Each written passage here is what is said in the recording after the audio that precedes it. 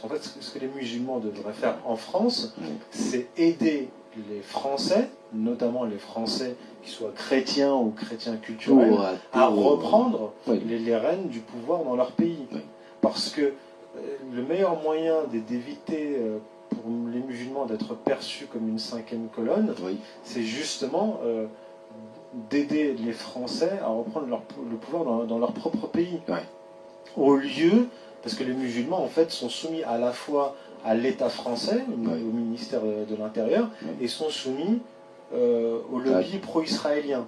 Soit les deux en même temps, soit l'un ou l'autre.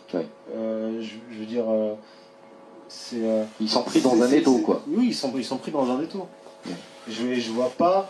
Alors, maintenant, par contre, ça n'empêche pas les musulmans de s'organiser en communauté, pas pour imposer à l'État ou au reste de la population ses vues, c'est pas pour islamiser les non-musulmans, mais de s'organiser en communauté pour au moins défendre ses intérêts, c'est-à-dire de cesser d'être insulté, humilié régulièrement, de voir de raser les murs, de voir des analphabètes les représenter.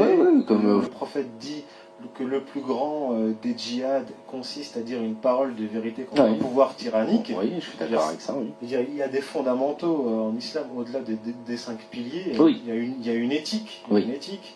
Et moi, ce que je vois, c'est que ces gens-là n'ont pas du tout l'éthique, je dirais même l'éthique du djihad. En gros, c'est un islam de surface que prônent ces gens-là. C'est du marketing, c'est l'UEIF, c'est la foire, on vend des livres, des jouets, etc. C'est du business. C'est ça. Mais dès qu'il s'agit, comme je le fais, de pointer du doigt le véritable ennemi, l'origine du sionisme, parce que je ne fais pas qu'exposer les origines du sionisme, j'expose les origines de la stratégie du choc des civilisations, qui est l'enfant du sionisme et l'outil du sionisme. C'est-à-dire que dans mon livre, je décrypte aussi la grande stratégie messianique.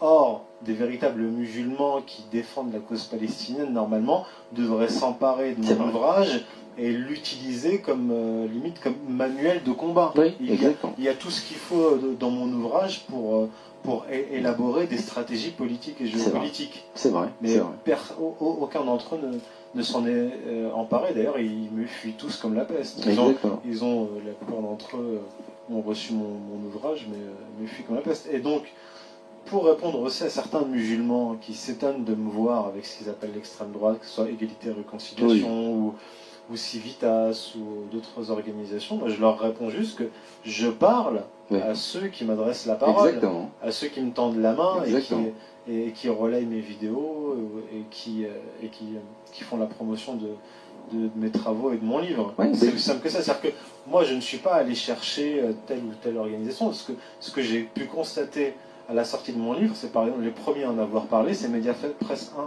Info, le média de Civitas. Alors qu'au premier abord, on ne voit pas le lien entre Civitas et moi, un auteur musulman qui traite du sionisme. Donc quand des musulmans me disent ça, je leur réponds, déjà faites votre autocritique. Soyez vous-même indépendant, courageux, ayez une véritable éthique. Parce qu'il y en a beaucoup qui parlent de djihad, mais le véritable djihad, c'est ça. C'est commencer déjà, voilà. Enfin, c'est dire la vérité. La vérité, exactement. Oser dire la vérité. C'est pas commencer à prendre des sabres et commencer à déchiqueter des gens dans la rue. Voilà. Alors, il n'y a pas en islam cette idée de communauté refermée sur elle-même qui insulte constamment les kofars, les mécréants. Non, c'est comme le rôle des musulmans.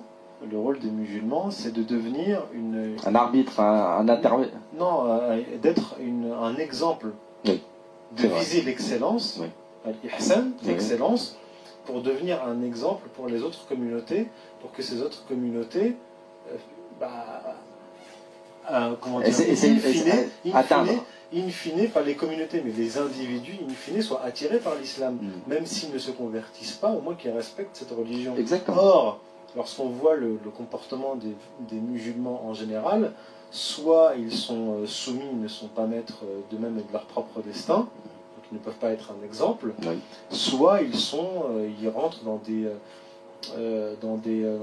des logiques victimaires. Tekfiri un peu dans le oui, alors là c'est encore autre chose. Là, c'est autre chose, mais là je parle vraiment de la France et de l'image que donnent certains musulmans aux non-musulmans. Et il y en a, oui. Alors je sais que par exemple Alain Soral en parle très souvent, les indigènes de la République et autres.